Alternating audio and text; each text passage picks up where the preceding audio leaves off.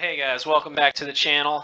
So I just posted a video on my YouTube for the people here that follow me and the people that don't follow me of my tournament on Kerr Lake this past weekend, and I want to go through the breakdown of how I found and located my fish. If you watched any of my other videos, I got another breakdown video of pre-spawn for Kerr Lake, so this is going to kind of match that, but this will just confirm a lot of things that were going on here on the lake. So let's dive in and let's get started. So when I arrived to Kerr Lake, it was about 4 feet high, and so I was thinking, I was gonna be fishing shallow, but I also still needed to check out deep, and I was also wondering what the water temp was. And when I got there, that water temp was probably around 49 degrees, 50 degrees, which kind of concerned me to begin with, just the fact because we had such warmer weather, like the week leading up to it. I thought it would have been up a little higher, but with that, when I found out about that, I checked a couple deep spots, some spots I fish in the summertime and in the late winter, and I just went about that pattern. And I had fished a couple points. Let's see, I had put in at Eastland over here at this boat ramp, and I came out and I fished some of these points just right here along the main channel, and I did end up catching a fish. I believe it might have been this point here or one of these points where it's just a rocky point close to deep water, and I caught one on a chatterbait, just slow rolling it, maybe 8 feet down.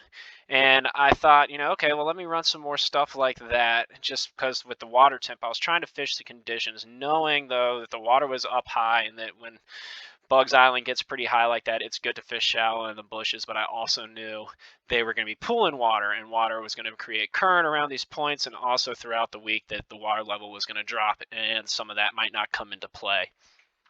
But so I ended up catching some, like I said, on some of these points, and then after that, I checked some of my spots. I got a couple points over here where I have some rock piles where usually I can just make a cast, and if I don't get bit, I don't need to graph it to see if fish are there, because usually if I make a cast and they're there, I'm going to get bit pretty quickly.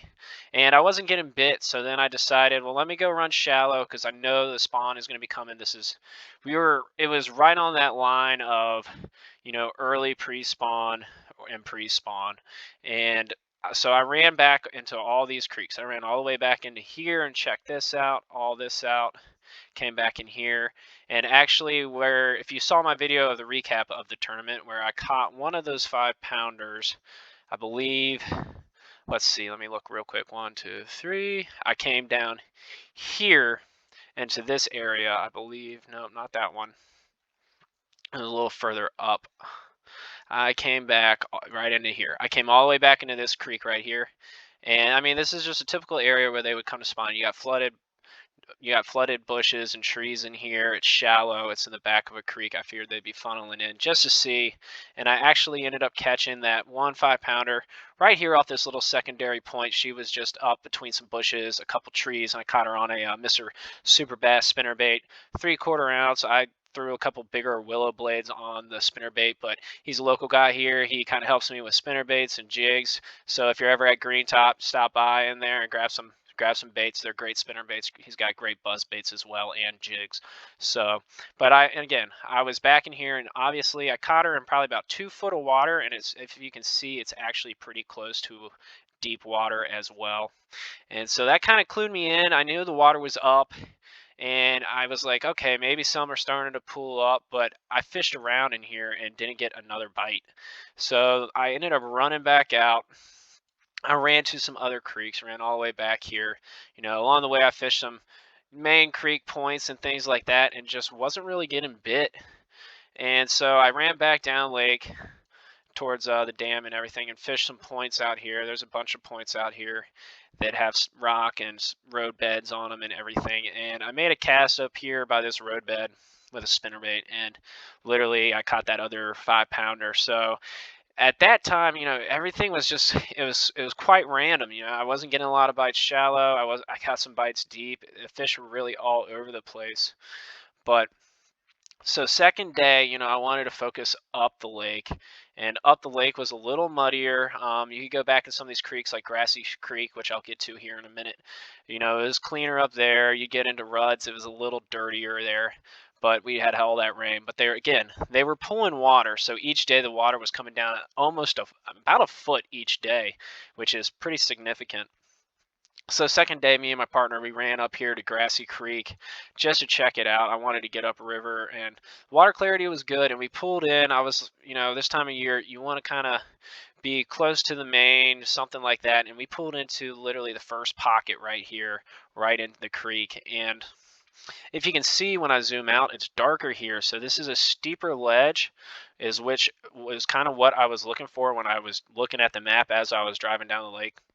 I wanted to find something that had, a little deeper bank and some deep water access and closer.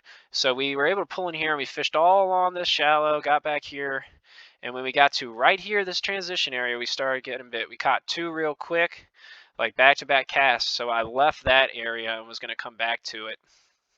And, we ran a lot more stuff like that. Like I fished up in here. See, it's got a deeper stretch here. Fish back in this one a little bit.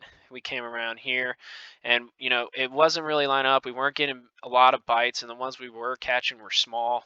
So then we came back under the bridge, and I was starting to look for these channel swings right here, and I was looking for the creek or the little coves and everything in the creek that were close to these channel swings, because in this time of year, that's what you're going to be looking for, is where the channel swings get close to the bank, so they can just pull up on this point, and then they'll follow these contour lines basically back into these pockets and coves.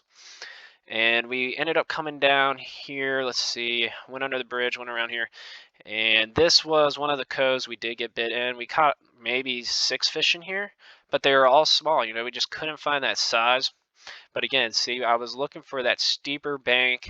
That's where we were getting all of our bites, on that steeper section, not so much on the sloping side. And again, that channel swing bank. And we ran all this. I fished most of these pockets and coves, and it just never, it was real spotty where the fish were. They hadn't really pulled up yet. They were still out deep. So come tournament day, we fished in some of my areas, and we fished some main lake points. And on the main lake points, I missed a good bite on the main lake point over here. And basically we filled a limit. We got a limit real quick, basically. And so the rest of the day we were just spending our time looking for that bigger bite. And we ran up to Grassy, and again, we started just fishing some pockets and coves, couldn't get a big bite. We went out here and started fishing these channel swing banks and everything. A lot of guys were fishing this stuff too. So it was like, get in where you can fit in. But I mean, we were dragging shaky heads, and I mean, we were catching plenty of fish. You could drag a shaky head basically anywhere along here and catch fish. It was just trying to get that right size bite. And like I said, they were pulling up by the minute of the tournament. We were there just a little early. But again, going back to that pre-spawn, that's what you're going to be looking for. I mean, it was like literally happening while we were there. And I mean, you want to look for these transition zones where they can just basically come up, pull up, and then start making their way back up shallow. And they're going to pull up all over all these pockets and coves. I'm telling you, it's probably really good fishing right about now, and I would like to be there. But again, that was just how I went about breaking down the lake. I was just looking for those areas where they could transition, those channel swings. Basically, those contour lines are basically like roads for the fish, for them to pull up.